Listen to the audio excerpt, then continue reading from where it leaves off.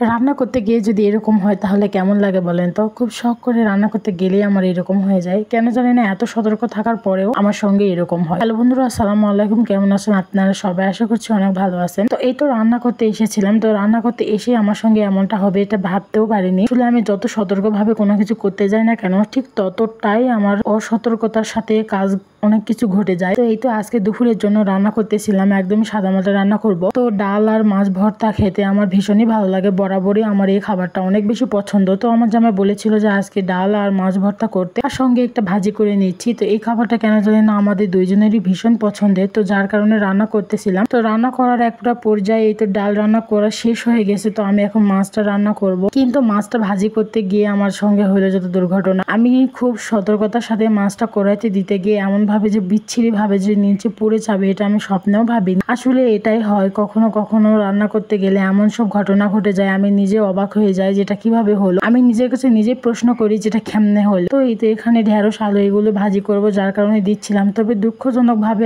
বলতে গেলে আজকে এগুলো অনেক বেশি হয়ে গেছিল, যার কারণে কড়াইতে একদমই ধরতেছিল না। মনে হচ্ছিল বড় কোনো কড়াইতে দিলে হয়তো ভালো করতাম, কিন্তু বুঝতেও পারিনি যে এতগুলো হয়ে যাবে। প্রতিনিয়ত যেমন রান্না করি তেমনই রান্না করতেছিলাম, কিন্তু আজকে একটু পরিমাণে বেশি হয়ে গেছে। তো সে যাই হোক, তবু এইভাবে কাজটা চালিয়ে নিতে হবে। তারপর মাছটা ভাজি করব, তো যার কারণে এটা আগে ভাজি করে নিই। কিন্তু মাছ ভাজি করতে যে আমার সঙ্গে সবচেয়ে বড় দুর্ঘটনা ঘটে আর কি। দুর্ঘটনাও ঘটতে পারতো, গরম জিনিস আমার হাত পায়ে যদি পড়তো তাহলে তো আমার হাত পায়ে পুড়ে যেত। কেন জানি না, এত সতর্ক থাকার পরেও সব সময় শুধু অঘটনই ঘটে। আর এই তো এখানে ভাজিটা করে নিচ্ছি। তো ভাজিটা হতে হতে আমার জামাই এসছে, সে বলতেছিল কি রান্না করতেছো? তো আমি বললাম এই তো ভাজি করতেছি। বললো এখনো রান্না শেষ হয়নি। তো আমি বললাম যে না, রান্না শেষ হয়নি, তুমি আজকে আগে কেন আসছো? যদিও জামাই দুপুরে খেতে আসে, তো আজকে কেন জানি না একটু আগেই আসছে।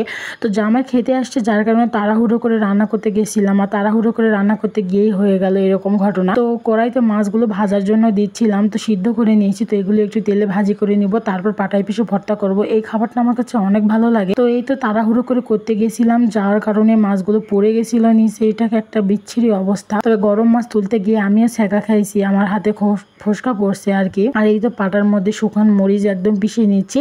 তারপর এখানে মাছগুলো দিয়ে মাছগুলো ভর্তা করে নিব। তাড়াহুড়ো করে কোনো কিছু করতে গেলে দেখবেন সেই কাজটা কেন জানি না আরো বেশি দেরি হয়ে যায়। আমি অনেকবার লক্ষ্য করে দেখেছি, আমি যখন তাড়াহুড়ো করে কিছু করতে যাই না কেন, তখনই সেটা অনেকটা লেট হয়ে যাবে। আজকে মাছ ভর্তাটাও কেন জানি না তাড়াহুড়ো করতে গেছিলাম, কিন্তু সেটাও তাড়াহুড়ো হলো না, একদমই অনেক লেটে হয়ে গেছে। আর তারপরে এই তো কাটাগুলো বেছে নিচ্ছিলাম। আমি কাটার ভর্তা আলাদা করি আর মাছের ভর্তা আলাদা। কাটার ভর্তা খেতে কিন্তু ভীষণ মজা লাগে, তবে মাছের ভর্তার একটা স্বাদ, কাটার ভর্তার একটা স্বাদ। তো আমি কাটাগুলো বেছে বেছে রাখতেছিলাম যে কাটাগুলো পরে ভর্তা করব। আর এই তো এইদিকে মাছগুলো ভর্তা করে নিচ্ছিলাম। পাটায় পিষে মাছের ভর্তা খেতে কিন্তু অনেক বেশি মজা লাগে। আর তো বন্ধুরা, আমার ভিডিওটি যদি ভালো লেগে থাকে তাহলে অবশ্যই লাইক কমেন্ট শেয়ার করে পাশে থাকবে।